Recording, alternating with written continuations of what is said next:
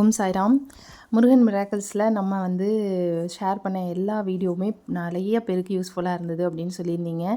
ரொம்ப முக்கியமாக முருகன் எப்படி வள்ளி தெய்வானியோட வீட்டுக்கு விருந்தெல்லாம் சாப்பிட்டாரு அப்படின்னு நான் சொன்னேன். அந்த வீடியோவில் எக்கச்சக்க ரெஸ்பான்ஸ் உண்மையாலுமே ரொம்ப ரொம்ப சந்தோஷமாக இருந்துச்சு.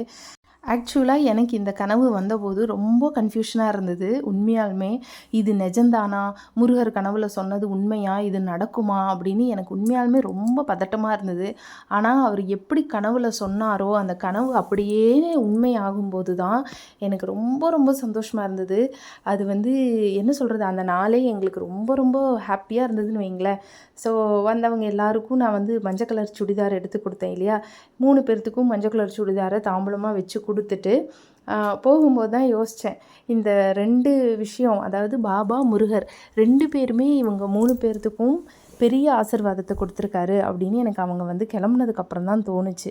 ஆக மொத்தம் இந்த பிரபஞ்சமே இறை சக்தியால் தான், கடவுள் சக்தியால் தான் இயங்கிக்கிட்டு இருக்கு அப்படிங்கிறதுக்கான ஒரு நல்ல உதாரணம் தான் நம்ம இந்த போன வாரத்தில் பார்த்த முருகன் மிராக்கிள்ஸ்.